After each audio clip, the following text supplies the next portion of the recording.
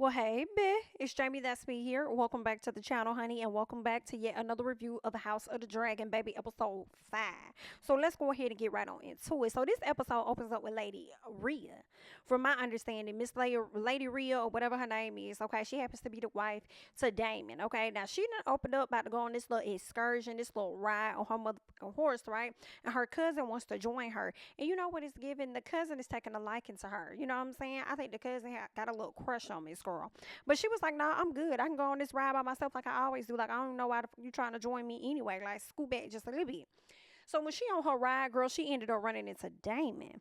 All right, now when she over there running into Damon, she the one doing most of the talking. Baby, Damon ain't really saying that. So come to find out, they've been married for years and they've never consummated their marriage. So she like, okay, so was you finally here to consummate the marriage? Okay, like is that what's going on? Because I'm a little confused. And then she also brings up the fact that, his brother got a new heir. Because she already know that Damien really wants to be the heir to the throne, honey. But yeah, your uncle done got a your brother done got a new child. So what's going on? Is you finna sit up there and try and smash that baby head and you finna try and, what I'm saying, unalive the baby? And then when she said that, she kind of thought about it like, girl, I think he here to harm me. Girl, So she decides she finna grab her bow and arrow or whatever it is she finna do, honey. Soon as she grabs it, her horse kicks up and Damon done pushed the horse and her down. So the horse done fell on her and cracked her spine or whatever, girl. So Miss Girl laying on the ground, so she pretty much paralyzed, honey. Okay. Now Damon walks over there. He steps on her hand or whatever. I guess he wanted to see if she could feel anything or if she was paralyzed. So then he decides he finna walk off. While he walking off, she decides she finna let him know, I knew you couldn't do it. I knew you was, too much of a coward to, unalive me or whatever like that. So then he turns back around, picks up something, and he goes to bash her head in. But, of course, they changed the scene. But we knew what he was finna do with the rock anyway. But I just felt like he was gonna unalive her anyway. That's the reason why he came out there. She didn't really have to say nothing. Sometimes I knew you couldn't do it. You feel what I'm saying? He was gonna do that anyway, cause that's just how he is, ma'am. All right. So that's what he did. He unalived her, and then he decided to go on about his business. Now, in the meantime, you got Queen Alicent. Her daddy finna go on about his business too, because he didn't got kicked out from the kingdom. And girl, I'm over here praising because I'm so glad that mother is gone. So she's standing up there, running up to her daddy like, "Daddy, daddy, daddy, daddy, don't go, don't go, don't go." And he over there like, I don't really want to hear what you got to say because the king has already banished me from the castle. It is what it is. He didn't say what he didn't say. So her daddy, to me, he was pretty much taking his anger out on her. Like, girl, it wouldn't even be like this had you did what I told you to do. Okay, what I told you to do was make sure that your son is going to be the heir to the throne. But now you decided you want to run up behind Miss Rhaenyra. And she said, well, I mean, at the end of the day, she told me that, she was still, a virgin or whatever. So I believe her. He said, yeah, and you chose to believe her, but you might have to believe her, but you made a decision to believe her. And she said, well, then, hell, you ain't finna put all this on me. Some of it is your fault, too, because you the one that was so hell bent on my child being the next heir. So what's so really good? Like that, some of that is your fault. So don't be sitting up here trying to put all this shit off on me. You was the one that was relentless, boo. So then Otto gets all up in her face and tells her, let me tell you something, little girl, because you keep thinking I'm playing with your mother. Okay? I need you to understand something like I've been trying to tell your goddamn. Understand this, okay? Listen, the king ain't finna live forever. That's just not what's finna happen. He not finna live forever, period. And when he is unalive, that he is gone from here and he die, understand that the next person to step up in line is going to be Rhaenyra. Now, when everybody is going to war, because it is going to be a war and it is going to be on her ass, understand if it came down to her choosing herself or y'all, girl, she going to always choose herself. So when it comes to you, she'll offer you and she'll offer your motherfucking children. You better get it together and you better motherfucking recognize, okay? I've been trying to teach you well, but obviously your ass ain't been listening to me, okay? So keep doing what you've been doing, girl. You either gonna get this shit right and make sure that your son end up being the heir so don't nobody go to war, or you gonna sit up here and continue to kiss the ass of Miss Rhaenyra and beg and pray that she has mercy on you and your motherfucking children. Okay? I not now back up off me now because I gotta go on here to go because the king told me I have to go. But I just want to go on here and put that in your head because you got life fucked up right now. Okay? So either way, good luck. So her daddy pretty much told her good luck, hopped on his motherfucking horse, girl, and rode the hell out. Now later on, the queen over there in the garden or wherever she at, and she over there done got met up with Lord Lionel's son, the one that got the little leg issue. So he's sneaky to me. He's sneaky. He messy, girl. Everybody be underestimating him because he got this little disability or whatever. But girl, meanwhile, he be around there getting everybody tea. You know what I'm saying? So if he can't beat people physically, he got to be able to beat them mentally. And that's how I'm thinking. So he done pulled up on her, you know what I'm saying, chit-chat with her, whatever. And he like, listen, do you feel like you got many allies or whatever around here? She was like, I mean, I'm the queen. Like, I'm not her for allies. Understand that everybody want to be connected to me, boo. So he said, okay, well, I was really talking about Miss Ray Ray. And she was like, well, what about Ray Ray? He was like, I mean, she the one that's unwell. She said, what you mean unwell? He said, well, it's just ironic that your daddy had got fired that night, right? And then later on that night, one of the maesters ended up taking old girl some tea. And then she said, some tea. And he was like, yeah, tea, just as sure as I'm telling you the tea right now. He was giving her some tea. Basically, what I took from it alluded to the fact that, Miss Girl was pregnant. Right? So she's like, okay, so if the maester took her some tea, then Miss Girl sat up here and lied to me in this very garden. And I don't like that. That's what Alicent is really thinking, right? But of course, here go Lord Lionel's son. He over there like, no. I think Alicent had said, well, I talked to her and she's fine. Like, ain't nothing wrong with her or whatever. So he was like, oh, it's good to know that I've been mistaken. Like, oh my God. And it's like, you know what you're doing. You trying to start some over there in the kingdom. You over there being a bit messy. You thought you was going to get a little information and stuff. And I feel like he did get a little bit of information based on her reaction or whatever. So I said, oh, this little messy. But I knew he was messy anyway. When he came over there to the son's birthday party and sat amongst the ladies. Okay, talk about some, can he sit here? Yeah, you sat over there so you can get all the tea and know everything that's going on. Because the ladies, one thing they're going to do is they're going to talk. But anyway, girl, so old boy over there playing seeds and everything in Miss Alicent's head. So he got her questioning and got her wondering, okay? Now, Viserys is over there getting fuck sick because he got to go over there to Lord Corlys' place and ask for his son's hand in marriage to marry his daughter. The king is sick AF. And I just knew, to me, this episode, this man was going to be tapped out. I just knew he was going to be dead by the end of the episode. And it has yet to happen, but let's keep going. So when Viserys gets over there to the high tide or whatever you want to call it, when he gets over there, Lord Corlys and his kids already playing on the king's head top. Because why the hell y'all coming out here greeting me? Where the hell is Lord Corlys? And then the daughter was like, I mean, my daddy been out here on his excursion doing what he do. I mean, he over there resting. He waiting on you right now. So what you want to do? I mean, is you trying to see him or you not?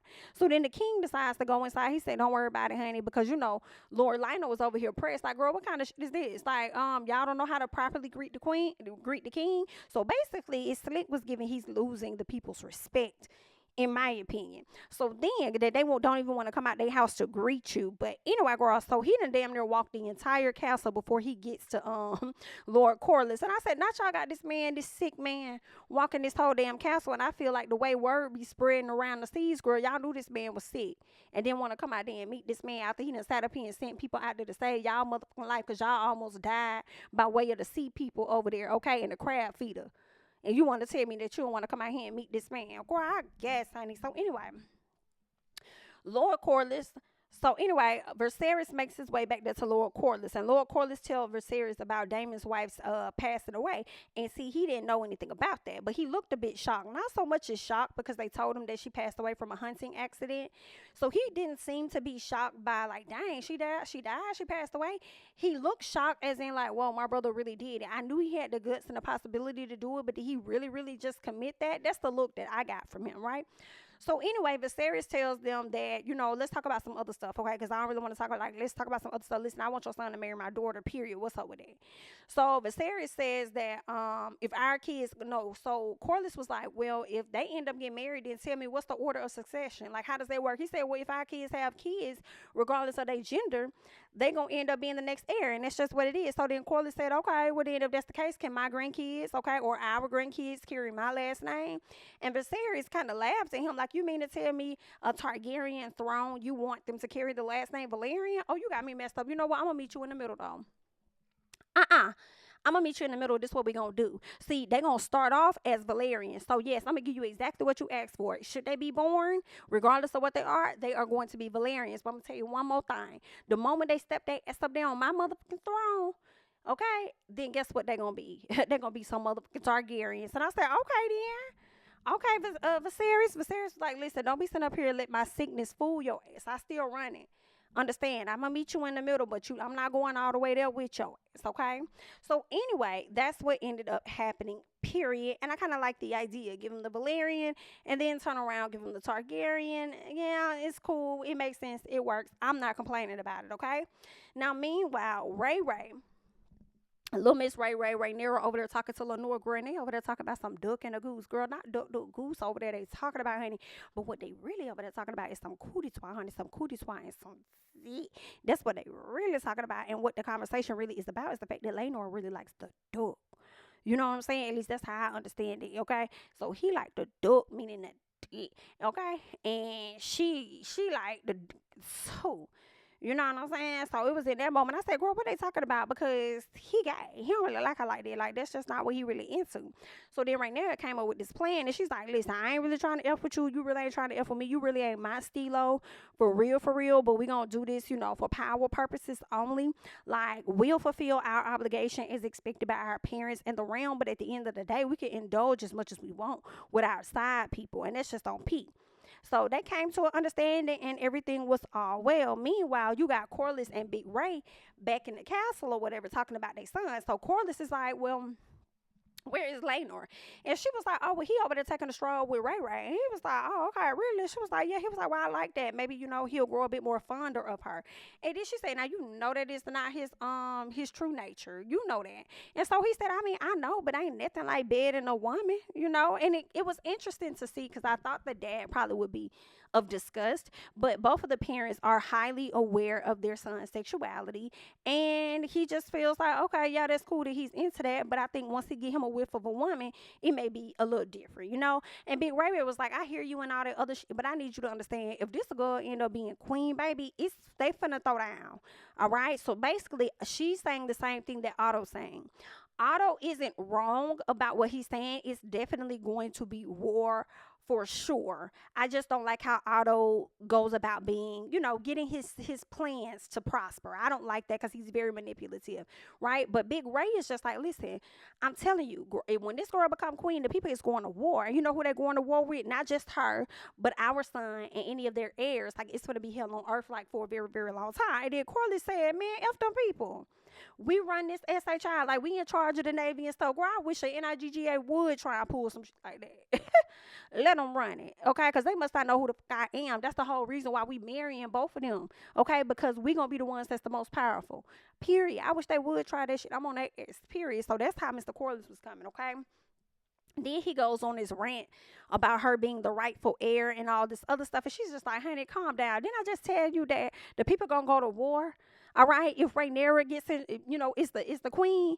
Didn't I just tell you that? So why would you think that I would want to be queen at the age that I'm at? Child, I'm okay with being queen and never was because I am not trying to go to war with no motherfucking body. I have let it the fuck go, and I want you to let it the fuck go too. Period. Okay.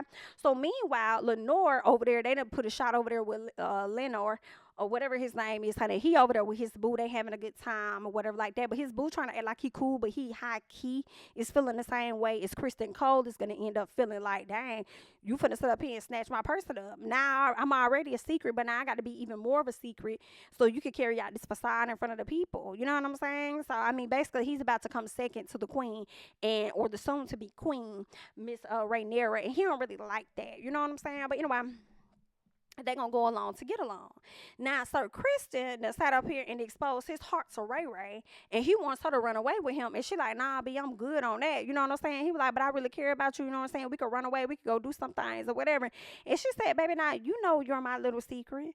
And that's how we should keep it with some everybody or whatever the song is, girl. That's what she pretty much telling him. Like, listen, you know you my little secret, okay? If you don't tell, I won't tell, and that's how we gonna keep it, right? He was like, girl, I don't want to be that. So basically, you want me to be your hoe.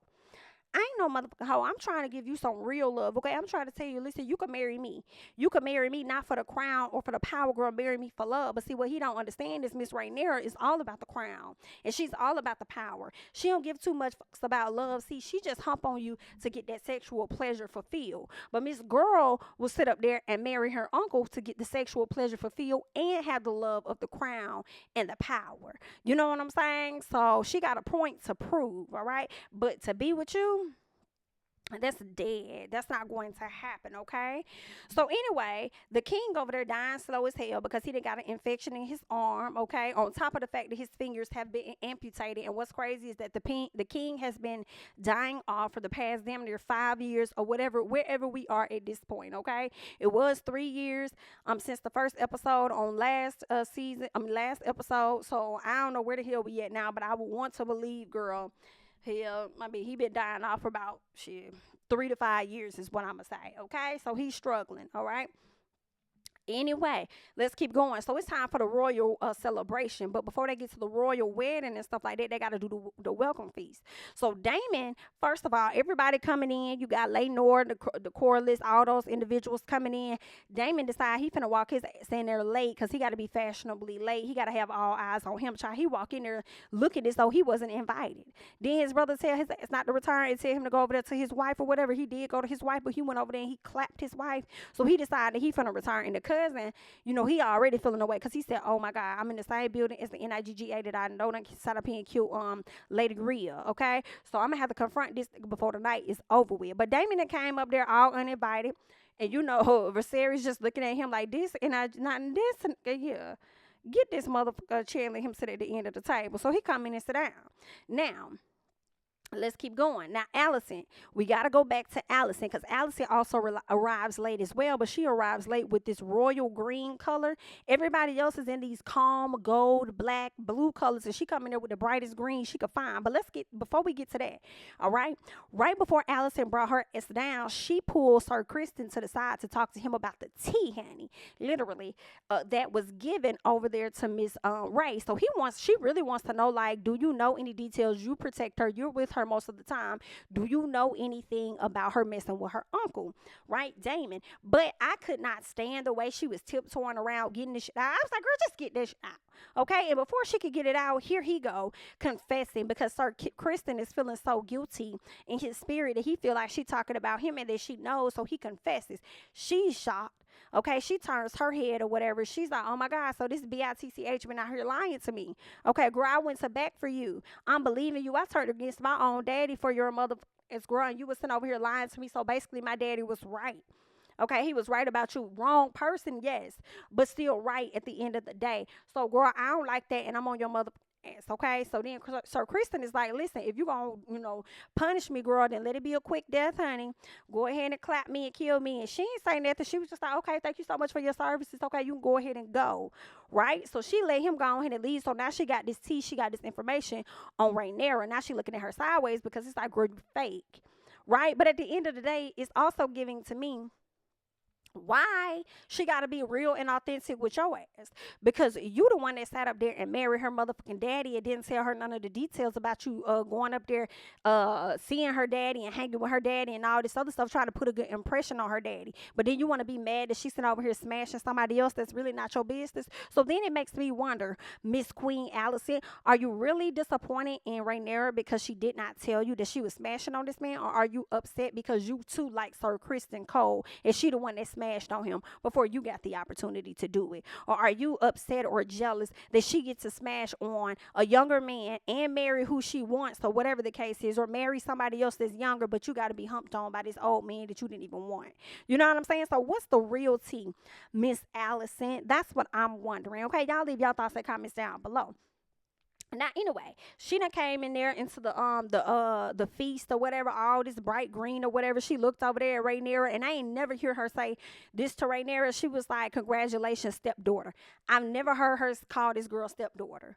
Okay, so I don't know why Rhaenyra didn't notice something was different then. She said, "Congratulations, stepdaughter. This is a good look for you," or whatever she said to her. Okay, kissed her daddy, then stood up there. She is not featuring Rhaenyra at all, girl. And what we also learned about this color green by way of Lionel's sons, they pretty much said, what is the color of the I guess the flag at the Hightower when they're about to go to war? The color is green. So basically, her walking out there was symbolizing a war is finna take place. Like, girl, you think you're finna get the throne? You not, okay? You thought we was feeling you, girl? No, man, we not feeling you at all, girl. You not finna get that title. I'm on your ass, okay? Because you done started paying, got my daddy fired, released, all this and that. I'm on your head top. But then at the same time, it's like, girl, y'all been moving shaky. Allison, even if you didn't want to participate, you failed, or you allowed yourself to be manipulated by your daddy. So now when you see this girl not keeping it a buck with you, knowing that y'all not even friends like y'all used to be, why do you expect so much from her? Like, I don't know, I don't like that. But anyway, good luck. Let's keep going. So, little Ray and Lenore end up doing a dance. They did a dance. So while they over there doing a dance, Miss Ray over there looking at her boo Criston Cole. Well, Joffrey over there paying attention and seeing who she looking at. He was like, wait a minute, I protect, Sir Laenor. So who protecting her? So if I'm smashing on him, then she must be smashing on him. So he walks over there to Criston Cole and have a conversation with him and just let him know, listen, I'm the little secret of Sir Laenor. And I also know that you're the little secret of Princess Ray Ray. You know what I'm saying? So I'm just gonna tell you like this, like it's best for us to just protect them 100% all the way around, because if we protected them, then we protected ourselves too. Okay, so I just want to make sure that you know that, right? So that was pretty much the conversation. But what's his name? Sir Joffrey also let Sir Laenor know that that is the guy that Ray is also smashing on. So he figured it out.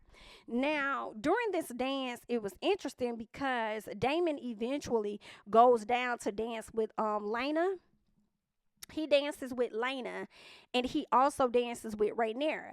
But before we get to Rhaenyra, let me go back to Daemon, because Daemon ended up getting confronted by his wife's cousin. And the dude pretty much kind of threatened him, like, let him know, like, I know you killed my cousin. You know what I'm saying? And the second that I get a chance, I'm going to expose your ass, because this is definitely an accusation. And Daemon was like, you don't get your pussy up out my face. Baby, you must not know where you at, honey. Okay, because we punish individuals like you, and you not too far-fetched from being punished, even though your ass ain't over there on your land at this point. I don't know if it was a rhinestone or wherever the hell it is they land is. And then Damien was like, well, listen, now that I think about it, I ain't gonna do that to you just yet, because now that my wife has died, I stand to inherit everything that she had. So I'll be over there. Okay? And you better hope that I don't get nothing, because I'm gonna fuck around and be your master in just a second. Okay? So get your pussy out my face real quick, like, you know what I'm saying? So that's what it was given to me. Now, Damon goes down to the dance with Lena, and then he also goes to dance with Rhaenyra. But what was interesting was, like, Rhaenyra, what are you doing? They getting all close, like they want to do kissy kissy, and it's like y'all already got rumors out there about y'all. Already got rumors out there about y'all, and y'all just don't care. Y'all just out here dancing, do what y'all want to do. And then she pretty much tells him, listen, you still got time. You know what I'm saying?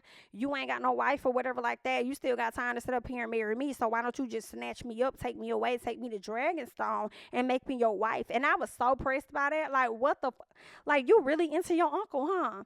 But your uncle really ain't into you like that. He just want the power. He's still gonna have his side mistress.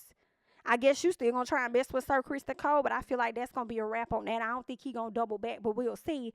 But what? So her daddy oversees this, and he feeling away like, what the hell is going on? And then all of a sudden a fight breaks out. Now, what we ended up seeing was Sir Criston killing Joffrey. But what I'm wondering is, was he trying to get to Daemon because Daemon was too close to his girl? And somehow Joffrey may have gotten in the way of that. And then he just started to beat the hell out of him, letting out all of his aggression, only to end up killing the man. You know what I'm saying? So I'm like, whoa. Could that have been it? Now, what's sad is that Laenor ended up losing his boo. All right, but then had to turn around and still marry Ray Ray, because he also got his tail whooped as well.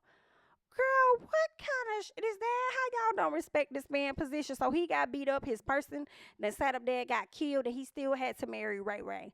Now, while he up there doing the marriage ceremony, Criston Cole outside, he done took out his knife because he about to go ahead and just clap himself. And then next thing you know, here go damn Alicent walking out there, catching him, stopping him from doing what he about to do. So I'm a little confused, because it makes me feel like, is he going to start being indebted to Alicent? Like, is Alicent gonna try to keep their secret or something, and he's gonna be forced to do things that she may want him to do?